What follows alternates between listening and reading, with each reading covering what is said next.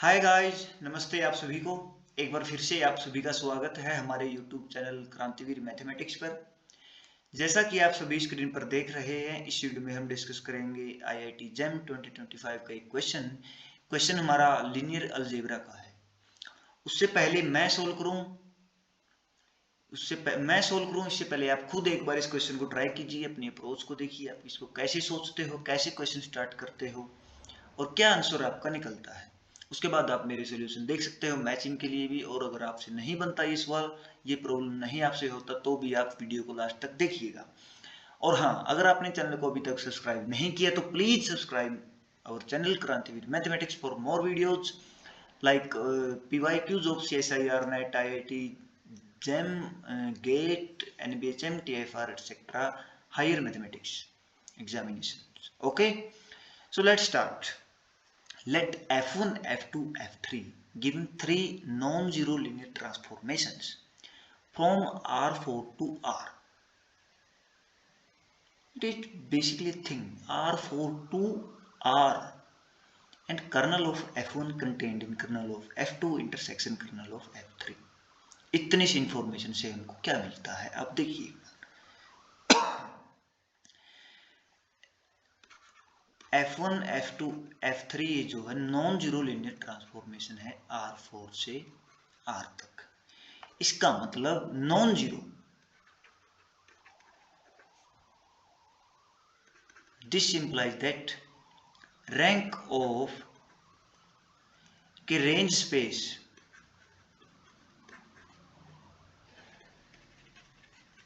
Of F1, F2, F3 are non zero. तो non zero होगी range space अगर ये जीरो नहीं है तो। Okay, and rank dimension of,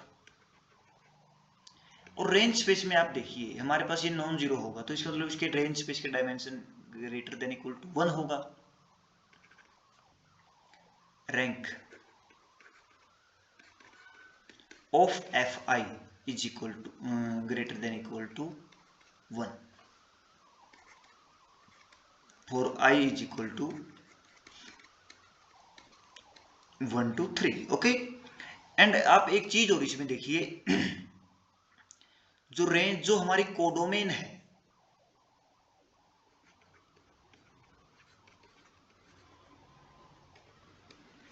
rank of codomain is equal to 1।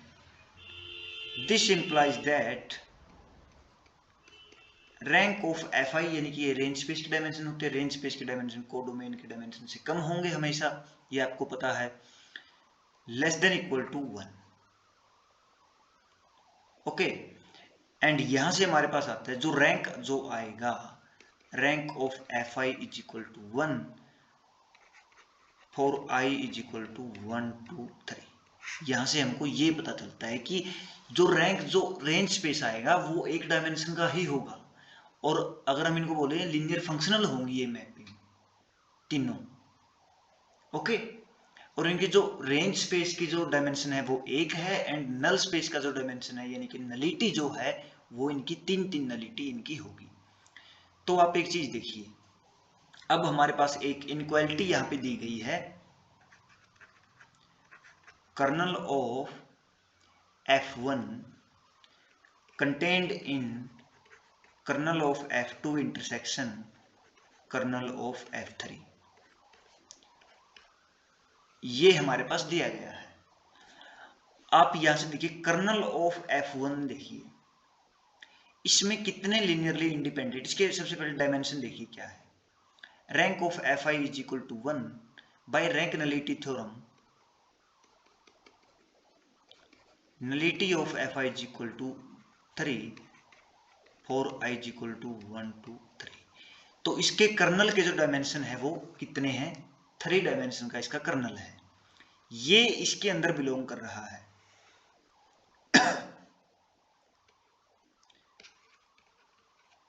Since dimension of kernel of F1 is equal to 3, this implies that dimension of kernel of F2 intersection kernel of F3 के इनका जो dimension होगा वो greater than 3 होगा या नहीं होगा?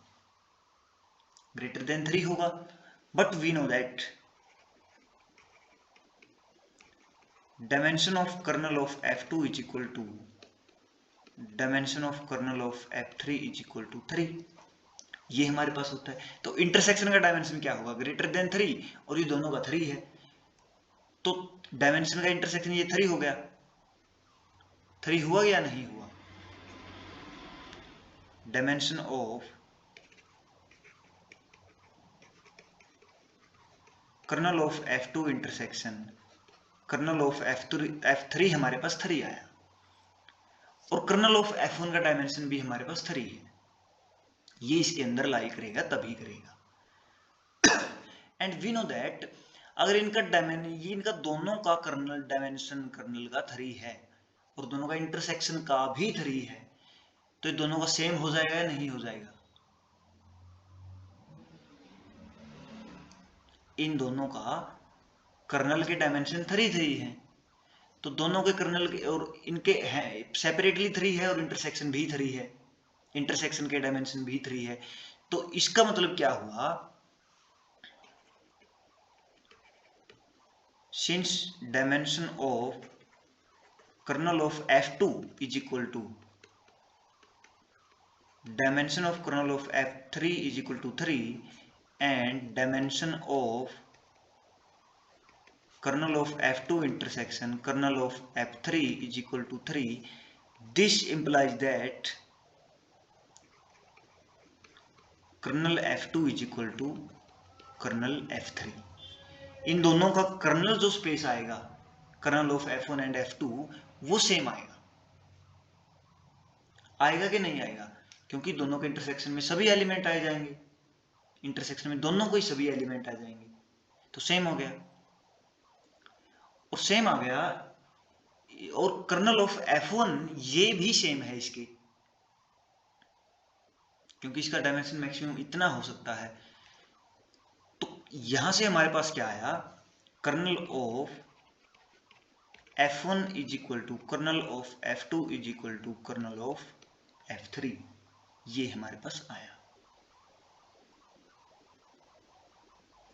Colonel of F1 भी एक डायमेंशन 3 के कर्नल के अंदर अगर वो लाई कर रहा है, उसका डायमेंशन खुद 3 है और उसके अंदर वो लाई कर रहा है, तो इक्वल होगा या नहीं होगा? इक्वल होगा। ओके, तो यहां से हमारे पास आया कि तीनों के कर्नल हमारे पास सेम है, यानी कि अगर हम ये लेकर के चलें 1 0 0 0 1 0 0 0 0 0 1 एंड 0 0 1 0, ये हमारे पास अगर बेसिस R4 की हम लेकर के चलें तो इनमें से कोई भी तीन आप उठा लीजिए, एनी 3, वो F1 F2 F3 के कर्नल में आएंगे और एक ही आएगा जो कर्नल में नहीं आएगा, उसके द्वारा वो उसको जनरेट करेगा। अगर हम इनको ऐसे माने F1 X2 X1 X2 X3 X4 is equal to C1 X1 plus C2 X2 plus C3 X3 plus C4 X4, ये हमारे पास आया। तो यहां से तीनों के तो हमारे पास कर्नल में जा रहे हैं। मान लीजिए पहले वाले जो हैं ये कर्नल में जा रहे हैं, मैं इनको अगर ऑर्डर में लिखूं, ऑर्डर में ऐसे आ जाएगा, ये पहले वाले तीनों कर्नल में जा रहे हैं, तो ये भी कर्नल में गया। अगर मैं इस पे अप्लाई करूं, देखिए ये हमारा X1 X2 X3 ऐसे हम लिख सकते हैं। F को अगर हम अप्लाई करेंगे तो F इस साइड भी अप्लाई हो जाएगा, और F लीनियर ट्रांसफॉर्मेशन है Fi। तो ये देखो ये तीनों के कर्नल में है, तो ये भी X1, इसको मैं अगर X1 मानूं, सॉरी C1, ये हमारा C1 है, ये हमारा C2 है, ये हमारा C3 है, ये हमारा C4 है। तो अगर मैं इन पे अप्लाई करूं Fi C1 Xi plus FIC2 X2 plus FIC3 X3 plus FIC4 X4, ये हमने मान लिया। अगर मैं ऐसे इसको करूं तो इसका क्या आएगा, देखिए ये तीनों C1 C2 C3 ये तो कर्नल में है, तो तीनों के लिए ये तो 0 हो जाएगा, हमारे पास बचेगा FIC4 इंटू X4। उसकी इमेज बचेगी बस, ओनली ऑन उसकी इमेज, और उसकी इमेज बचेगी तो हमारे पास यहां देखिए जो TV हमारे पास गिवन है, TV is equal to F1 V1 F2 V2 F3 V3, ये हमारे पास गिवन है। R4 to R3। अब F1 V1 and F2 V2 F3 V3 ये तीनों ही एक उसमें आ रहे हैं। जैसे आप देखिए X1 C1 सभी के लिए क्या आ रहा है, अगर हम इसको किसी भी अप्लाई करें, यानी कि T X1 X2 X3 अगर हम ऐसे करें तो हमारे पास क्या आएगा, X4 में ही एलिमेंट्स आएंगे।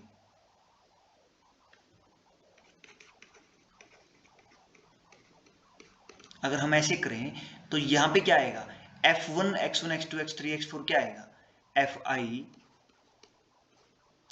C4 into X4। F1 यहां पे आ जाएगा, यहां पे F2 C4 X4, F3 C4 X4, F4 C4 X4 ये आ जाएगा, और यहां से हमारे पास X4 आ जाएगा कॉमन।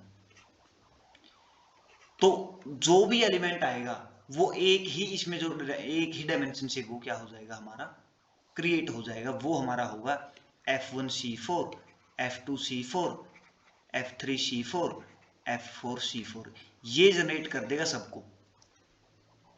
तुम्हारा रैंक क्या आया, T का रैंक, रेंज स्पेस के डायमेंशन 1, तो रैंक ऑफ T हमारे पास आया 1 and nullity by rank nullity theorem nullity of T हमारे पास आई 3। ये क्वेश्चन था। I hope you understand it clearly, and if you have any problem in this question you can write in comment box, I will reply there, okay? So ये था हमारा question. Thanks, bye bye, tata, take care.